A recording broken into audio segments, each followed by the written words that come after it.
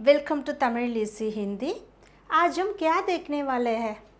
इस वाक्य में उस शब्द होती है, वह शब्द क्या है बताइए अभी।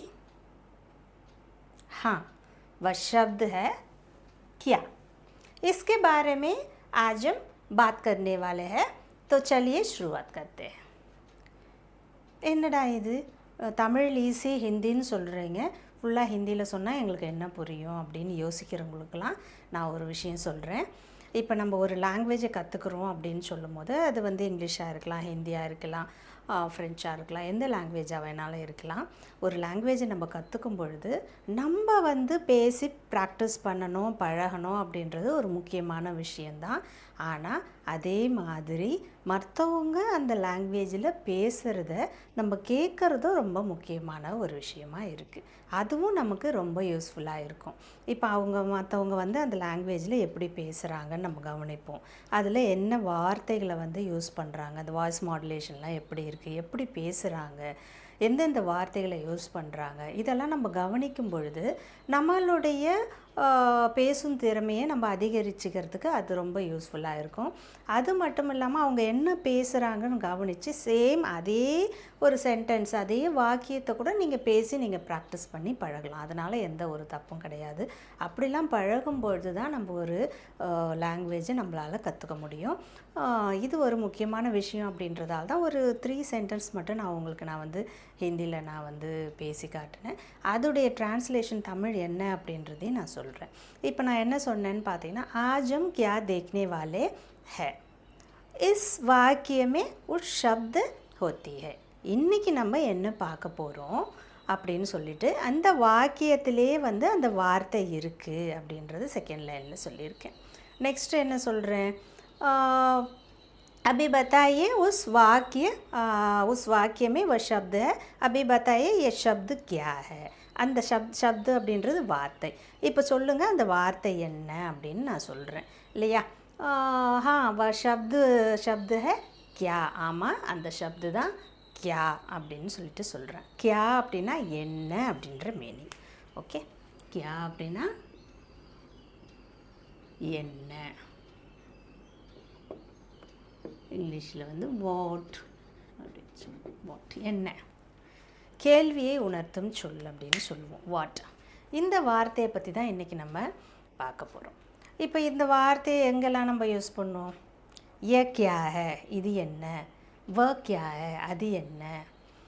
கியா ஹுவா, என்ன ஆச்சு. வாட் ஹேப்பன், கியா ஹுவா, என்ன ஆச்சு. இந்த மாதிரி இடத்துலலாம் கியா யூஸ் பண்ணுவோம். அது மட்டும் இல்லாத வேறு எங்கே யூஸ் பண்ணுவோம். வ ராம் ஹே, அவன் ராமன். வ படா கர் ஹே, அது பெரிய வீடு. இப்போ இந்த 2 சென்டென்ஸில் எங்கே கியா இருக்குது அப்படின்னு கேட்குறீங்களா. இப்போ இந்த 2 சென்டென்ஸ் ஏன் சொன்னேன் அப்படின்னா, வ ராம் ஹே அப்படின்னா அவன் ராமன். இதுலேயே வந்து கியாவை நீங்கள் முன்னாடி சேர்த்து பாருங்களேன். கியாவ ராம அப்படின்னு சொல்லும் போது அது கேள்வியாக மாறிடும்.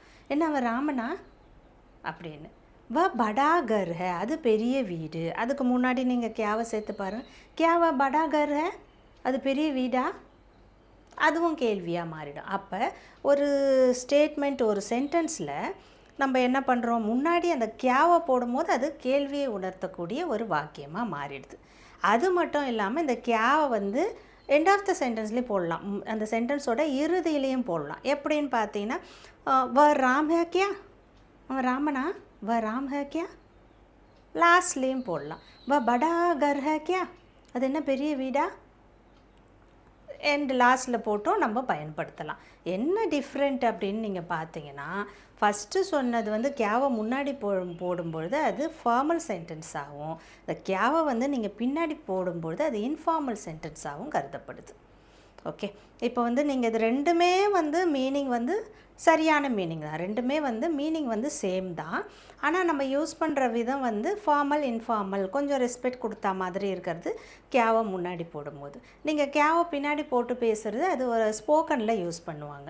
இப்போ இந்த கியான்ற வார்த்தையை வந்து வாக்கியத்தோட ஆரம்பத்துலேயும் நீங்கள் போட்டு நீங்கள் வந்து பயன்படுத்தலாம், இறுதியிலையும் பயன்படுத்தலாம். இப்போ வந்து கியா அப்படின்றது கேள்வியை குறிக்கிறதுக்கு மட்டும்தான் நம்ம யூஸ் பண்ணோம் அப்படின்னு கிடையாது.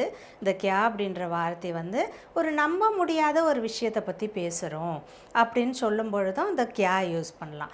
For example, Kia yeah such high, இது என்ன உண்மையா? ஒரு நம்ப முடியாத ஒரு திடீர்னு ஒரு ஒரு ஒரு விஷயம் நடத்துறது, நீங்கள் அதை நம்பவே முடியல. அப்போ கியா யா சச் ஹை, இது உண்மையாக நடந்ததா? அந்த மாதிரி இடத்துல நீங்கள் கியா யூஸ் பண்ணலாம். அது மட்டும் இல்லாமல் ஒரு அதிர்ச்சியை ஏற்படுத்தக்கூடிய ஒரு விஷயம், இல்லை ஒரு எதிர்பாராத ஒரு விஷயத்தை பேசும்பொழுதும் நம்ம இந்த கியா யூஸ் பண்ணலாம். ஃபார் எக்ஸாம்பிள், கியா போல் ரே தூ, என்ன பேசிகிட்டு இருக்க நீ? இப்போ 2 பேர் பேசிகிட்டு இருக்காங்க. அவங்க பேசிகிட்டு இருக்கும்பொழுது இன்னொருத்தவங்க ஒரு எதிர்பாராத ஒரு வார்த்தையையோ எதையோ ஒன்று பேசுகிறாங்க. அப்போ கியா போல் ரே தூ, என்ன பேசுகிற நீ? அந்த மாதிரி கேட்கும்பொழுது அந்த கியாவை நம்ம பயன்படுத்தலாம். கேள்வியை குறிக்கிறதுக்கு மட்டும் இல்லாமல் இந்த மாதிரி விஷயங்கள்லேயே நம்ம கியா இந்த வார்த்தையை பயன்படுத்திகிட்டு இருக்கோம். இன்னும் ஒரு சில எக்ஸாம்பிள்ஸும் நம்ம பார்த்து சென்டென்ஸ் பாருங்கள். கியா கர் தியா தும்னே, நீ என்ன பண்ணிட்ட? கியா ஹாலத் பனா தி தும்னே, நீ என்ன நிலைமைக்கு ஆளாக்கிட்ட? இந்த மாதிரி ஒரு அதிர்ச்சியாக, ஒரு எதிர்பாராமல் ஒரு அதிர்ச்சியாக கேட்கும்பொழுது நம்ம கியா அப்படின்ற வார்த்தையை யூஸ் பண்ணலாம். கியா கர் தியா, நீ என்ன பண்ணிட்ட, நீ என்ன செஞ்சிட்ட? கியா ஹாலத் மீன்ஸ் அந்த ஒரு சுச்சுவேஷன், எந்த நிலைமைன்னு சொல்கிறோம் இல்லையா? கியா ஹாலத் பனா தி தும்னே, என்ன நிலைமைக்கு ஆளாக்கிட்ட? இந்த மாதிரி கேட்குறது. கியா முசீபத் ஹே ஏ, என்ன ஒரு தொந்தரவாக இருக்குது இது, என்ன தொந்தரவு இது, இந்த மாதிரி கேட்குறோம் இல்லையா? அந்த மாதிரி வாக்கியம். கியா பாத் ஹை, என்ன விஷயம்? கியா பாத் ஹை. கியா தும்னே கானா காயா, நீ என்ன சாப்பாடு சாப்பிட்டியா? இதையே தும்னே கானா காயா ஹை கியா, இப்படியும் கேட்கலாம். கியா ஆப் டாக்டர் ஹை, நீங்கள் டாக்டரா? ஆப் டாக்டர் ஹை கியா, இந்த மாதிரியும் சொல்லலாம். அப்போ டாக்டர் அப்படின்னும் போது நம்ம கொஞ்சம் ஃபார்மலாக சொல்லணுன்னா கியா ஆப் டாக்டர் ஹை, இதையே யூஸ் பண்ணலாம். கியா வே கர் பர் ஹை, அவங்க வீட்டில் இருக்காங்களா? வே கர் பர் ஹை கியா, அவங்க வீட்டில் இருக்காங்களா? இந்த மாதிரி யூஸ் பண்ணலாம். மே கியா கரு, நான் என்ன செய்யணும், நான் என்ன செய்ய? ஏ துமாரி கிதாப் ஹை கியா, இது உன்னுடைய புத்தகமா? தூ கியா கர் ரஹா ஹை, நீ என்ன செஞ்சிட்டு இருக்க? இந்த மாதிரி இந்த கியான்ற அப்படின்னு சொல்கிற இந்த கியான்ற வார்த்தை பல விதமாக நம்ம உபயோகப்படுத்தலாம்.